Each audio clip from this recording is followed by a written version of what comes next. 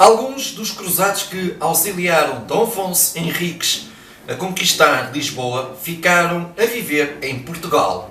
Vila Franca de Xira, por exemplo, obteve o seu nome por aí se terem instalado francos, ou seja, franceses. Dom Afonso Henriques continuou a expandir o reino até 1169, quando foi derrotado na tentativa de conquistar Badajoz.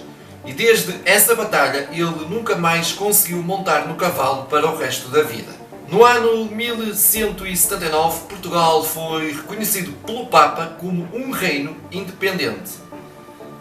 O sucessor de Dom Afonso Henriques foi o seu filho, D. Sancho I, que defendeu Santarém contra os mouros em 1169. Continuou a reconquista para sul. A ofensiva muçulmana nos anos de 1190 e 1191, comandada pela dinastia dos Almohades marroquinos, conquistou todas as terras a sul do Tejo, excepto Évora. Dom Afonso II sucedeu o seu pai, D. Sancho, como o terceiro rei de Portugal. Ele foi um rei bastante doente. Há quem diga que ele sofria de lepra, mas isso não impediu que ele continuasse a reconquista. E a conquista de Alcázar do Sal foi das mais importantes em 1217. Com a morte de Dom Afonso II, quem subiu ao trono foi D. Sancho II, que colocou o ponto final na disputa que o seu pai e as suas tias tinham mantido. Cancelou algumas leis de fortalecimento do poder da coroa para agradar o clero e a nobreza, mas não governou de forma competente, o que levou a bandos de cavaleiros a andarem a assaltar igrejas e mosteiros por todo o reino, e o rei não fazia nada. Até aos meados da década de 1240, a reconquista tinha avançado até ao Alentejo e chegado ao Algarve. Os problemas sociais e políticos no reino acabaram por ser superiores aos sucessos militares e D. Sancho II foi deposto. Os bispos portugueses, descontentes com a atuação do rei perante a Igreja, apelaram ao Papa que, em março de 1245, depôs D. Sancho II através de uma emissão de uma bula. Uma nova bula foi emitida em julho do mesmo ano, ordenava ao clero, nobreza e conselhos de Portugal que obedecessem antes ao irmão do rei, ou seja, ao infante D. Afonso, e foi também o infante D. Afonso que passou a governar. Então esse infante D. Afonso foi D. Afonso III, que só se declarou rei após a morte do seu irmão D. Sancho II, no ano de 1250, e em 1250 concluiu a reconquista a ocupar o que faltava do Algarve, a cidade de Faro. Apoiado pelos conselhos do Sul no reino durante a Guerra Civil, D. Afonso III não tardou a recompensá-los.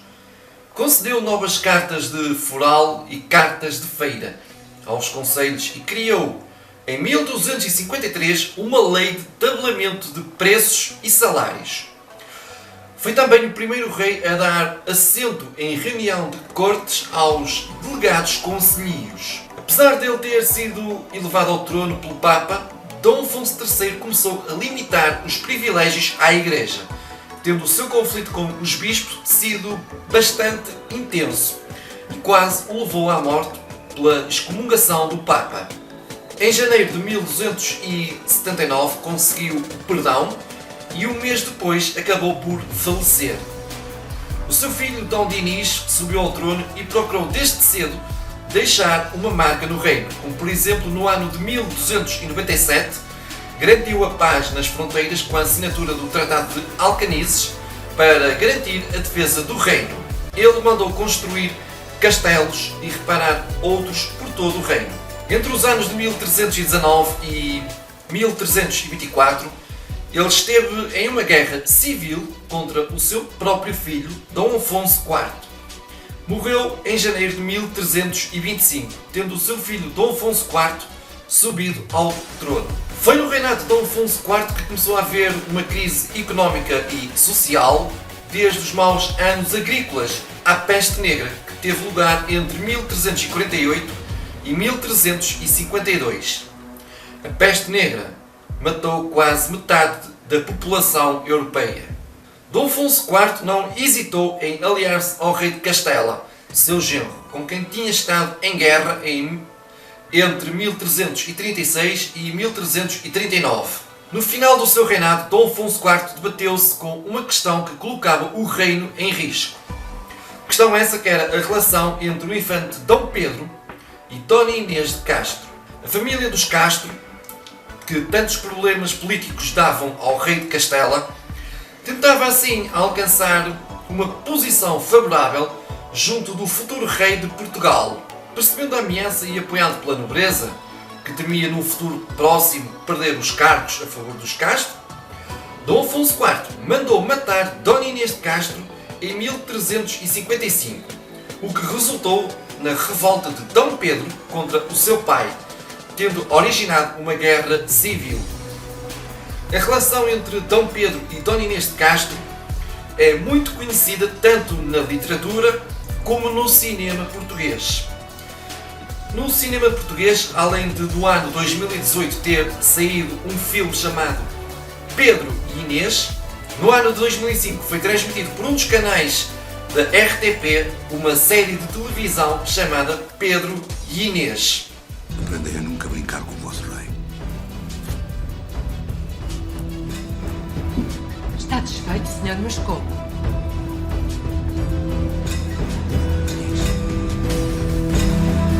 Inês! Senhora, fui julgada e condenada por um crime de lesa majestade. Não cometi qualquer crime. Muito menos contra a sua majestade. Mentis, senhora. Juro, mas de que me acusais? De traição, o mais miserável dos crimes. Traição à coroa. Não é verdade, senhores. Há anos que vivo aqui na Quinta das Lágrimas, desterrada e cativa por ordem de sua majestade. Anulaste o infante Dom Pedro. Aproveitaste a sua fraqueza para o convencer-des a casar convosco e favorecer os vossos irmãos e o rei de Castela. Mal Dom Pedro I subiu ao trono, procurou vingar-se dos assassinos de Dona Inês de Castro, acabando por matar 2 dos 3 responsáveis. A morte de Dona Inês tinha, no entanto, impedido os Castro de influenciarem a política portuguesa.